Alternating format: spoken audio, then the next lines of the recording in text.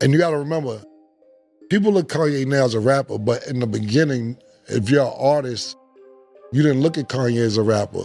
You looked at him like who made beats. There wasn't a lot of producers that could rap and be successful at it that I could think of off the top of my head. Of course, Jermaine Dupri, but I don't really consider him like a rapper, even though he could spit some bars. Shout out to JD. Puff too, people would write for him. Kanye was like writing his own. And I remember we was in the studio and it was me and Jay-Z in there and he was just rapping his heart out. And I was like, kind of saying something. You know what I'm saying? I was looking at him, but I'm still looking at him as a producer. Jay was just in a two-way pager like this. This going hard, Kanye just going crazy. Jay wouldn't even look up. Everybody loves to talk about how Jay-Z discovered Kanye West, but almost nobody breaks down how close that situation came to slipping through the cracks and costing serious money. In the early 2000s, Kanye wasn't the billionaire fashion mogul and global icon you see today. He was just the producer in the room. Cameron even said Kanye would walk into the studio and start rapping his heart out right in front of Jay. And while Kanye was going all out trying to prove he was more than beats, Jay-Z barely looked up. He was locked into his two-way pager. Because back then, nobody was calling Kanye a future rap legend. They saw him as the guy making tracks, not the guy who would become the brand. And listen, that right there is where millions almost slipped through the cracks. Now I'm about to run this clip for y'all, but before I do, go ahead and hit that like button, drop your thoughts in the comments, and make sure you're subscribed. Let's get into it. What's it like being in the studio with Kanye? It was cool. I didn't really be in the studio with Kanye when it came to beats. Kanye kind of just gave me beats and I would pick out which ones that I like. And that's kind of how we vibe.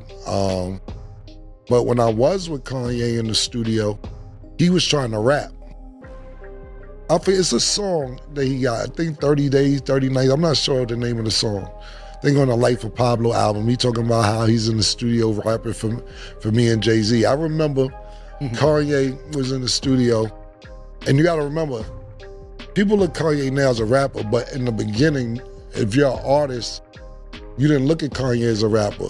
You looked at him like who made beats. There wasn't a lot of producers that could rap and be successful at it that I could think of off the top of my head. Of course, Jermaine Dupri, but I don't really consider him like a rapper, even though he could spit some bars. Shout out to JD. Puff too, people would write for him. Kanye was like writing his own. And I remember we was in the studio and it was me and Jay-Z in there and he was just rapping his heart out. And I was like, kind of saying something. You know what I'm saying? I was looking at him, but I'm still looking at him as a producer. Jay was just in a two-way pager like this. This going hard, Kanye just going crazy. Jay wouldn't even look up, just like this in his pager. And I ain't gonna say and act like I discovered the either, because I was just like, am I bugging or is this saying some shit? But it was kind of off because you gotta realize what Kanye did successfully, he had like a backpacker style and still could rap with who's talking about money, drugs, or murder or whatever. Kanye could do a song with Jay-Z and then go to SOBs and do a song with Mos Def. You know what I'm saying? He kind of connected and gapped that bridge of the backpackers mixed with the, if you want to call it gangster hustler, whatever kind of vibe you want to call it, to where he could do both and not be frowned upon for doing it. But as far as him producer for me, he would just give me beats, I would pick him out. But I've been in the studio with him a few times when he was rapping, and he definitely had some, but we kind of looked over it. Well, I kind of looked over it. Are you surprised to what he became? Nah, I'm not surprised. You gotta realize that if you put your mind to it and your hustle to it, and set a goal out and a plan out for yourself, you can do it. Because like I said, he was rapping. Excuse me, he was really rapping, not just rapping, he was pretty good. I just was looking at him as a producer. And then you gotta realize he knew how to market. When I say market, right? The thing that made Kanye blow, pause, is that he got into a car accident because he's in LA. His jaw was wired. Then he did a song Through the Wire with his jaw wired, which was marketing genius. Then who sampled he used? Shaka Khan sample. So now Shaka Khan's involved. You know, like, oh, and then you like, oh, this nigga really rapping through his teeth, and it was a good song. Yeah. Then what did he do next? He threw Jesus in it. Said Jesus walks.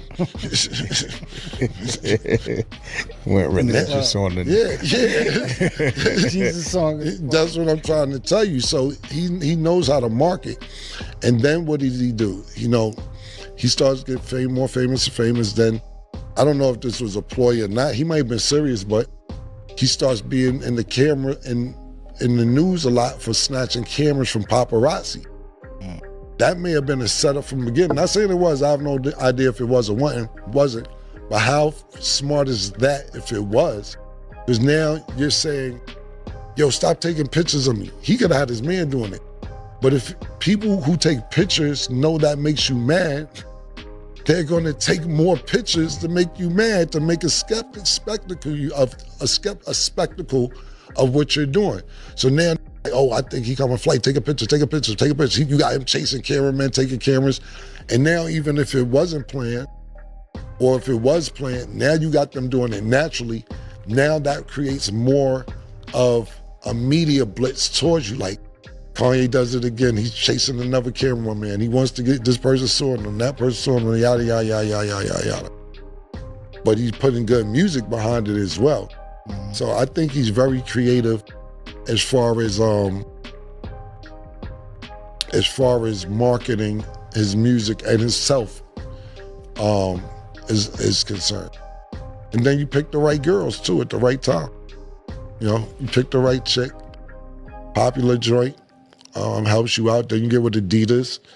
You know, you take Adidas from not just saying a foot brand, a regular sneaker. I don't want to say regular because basketball players wear them, other people wear them, but his sneaker was a Neiman Marcus next to Balenciaga. Yeah, it's a big deal, man. I think he's very. That's why when people be like, "That nigga crazy," I'm like, "I'm not that crazy." You know, certain things that he's done that he thought, my opinion is that he could go over and get away with because he was that popular, and he tried to be the one to be like, I'm hot out here. I can say what I want to say. And nah, you ain't that hot. Let's calm down. You can't just say anything you want to say. I think he's going to reinvent some shit. I think he's creative enough because let me tell you something. That new T.I. shit, that shit driving the South crazy. Y'all heard that? Yeah. I think he reinvented himself a little bit off that. I think that shit dope. So I think Kanye, he might could do it. The wildest part about this whole story is how easy it is to overlook greatness when it's standing right in front of you. And hold up, this isn't a shot at Jay-Z at all. If anything, it proves just how rare real vision is. Even the sharpest music executives can't always spot someone's full ceiling in the early stages. Kanye West didn't fit the mold of a traditional rap superstar. He didn't sound like the typical guy either. But what he did understand was branding, marketing, and ownership on a completely different frequency. He flipped attention into leverage. He flipped moments into momentum. And most importantly, he flipped belief into billions. That's why this moment hits different from a business perspective, because it shows that betting on people can be one of the highest return investments on the planet. Kanye's Yeezy deal with Adidas reportedly brought in billions in revenue and positioned him as one of the richest self-made artists in music history. That's bigger than chart success. That's ownership. That's equity. That's generational wealth in real time. So let me ask you this. Do you think Jay always saw the billion-dollar upside in Kanye? Or did Kanye force the entire industry to see it through sheer belief and marketing genius? And be honest, if you were in that studio with Cameron and Jay-Z back then, would you have written the check or dismissed him as just another producer? Drop your thoughts in the comments, make sure you like the video, and hit subscribe. Peace.